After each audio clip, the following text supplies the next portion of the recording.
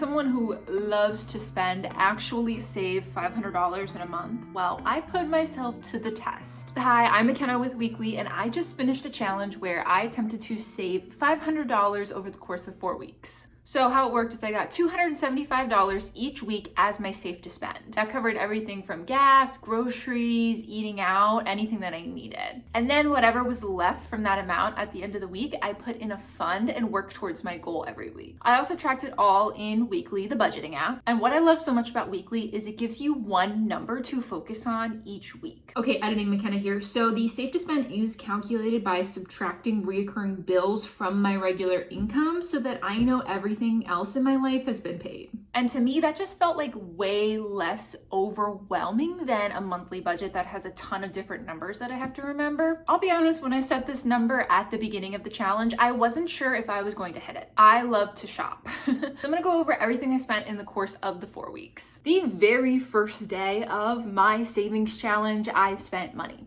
I know, rough start, but it was Nespresso pods. So that helps me not get coffee out because I make my lattes at home. So it does save me money in the long run. I spent $85.50 on Nespresso pods. Okay, then Tuesday I spent $20 on laundry. You'll see a running theme. I spend a lot of money on laundry. It is $6 for a load in my building. I know it is insane. I'm working on a solution to make this more affordable. Midweek, I bought a phone light and a tripod. It was $27.73. And I've been using that to film videos. Then on Sunday, a little walk turned into a long walk. I somehow ended up at Target of all places. I bought some hand sanitizer and I bought some candy. My total was $12.65. I had walked 40 minutes from home and I was too tired to walk back, so I took a ride share and I spent $12.87 on that. So at the end of week 1, I had $116 left and I put that straight towards my goal. Tracking my money made a huge difference and I learned so much just from tracking my purchases. So I would say a takeaway from week 1 is that budgeting was not scary. It's just noticing your spending habits. As you can tell, I wasn't restricting myself, and you'll see that theme throughout this entire video. I still spent what I wanted, but I was more mindful about it. All right, okay, now week 2. Monday, I spent $105 on groceries for 2. Wednesday, I spent $8 on M&Ms to film a video. Thursday, I met a friend for coffee and lunch, so I spent $11.23 on a matcha. Yes, I know that is crazy. And $6.75 on a sandwich, and then it cost me $1.50 to park. Can you tell I live in a major city based on these prices? That's when I decided I need to set a new rule for myself so I can only eat out or get coffee to go if it is social. So if I'm meeting up with someone, I can't just get it because it's convenient. Sunday was book club in the park. I spent $6 to park there for 4 hours. Afterwards, I was this close to getting takeout, but I stuck to my rule and instead I went to the grocery store and I got a frozen pizza. I spent $9.98, which is half of what I would have spent at my favorite pizza restaurant.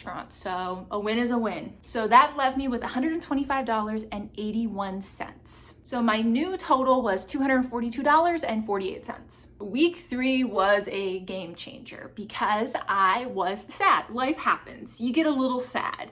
And I realized that when I don't feel good, I turn to shopping to cope with things. Like any emotion I have, sad, angry, I shop.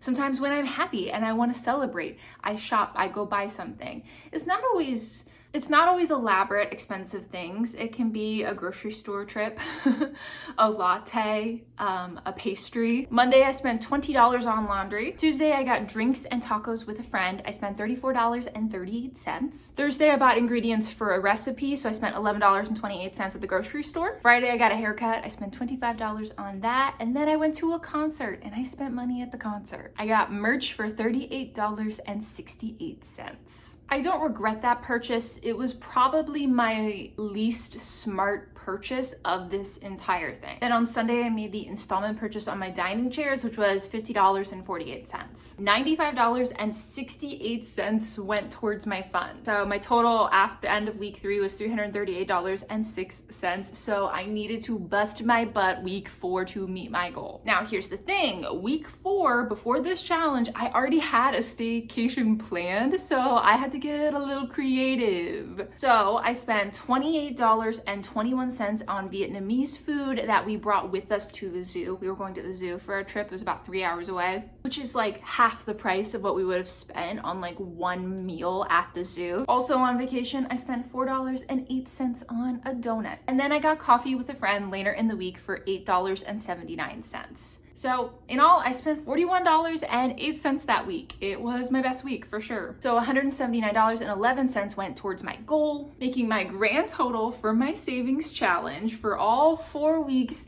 $517.17. And you know what? I'm so proud of myself. I cannot believe that I did that. I set out not knowing if this was gonna happen, and I proved to myself that it could. I would say the biggest game changer was tracking my purchases. It just made me so much more mindful of everything. Like I thought about my purchase before I made it.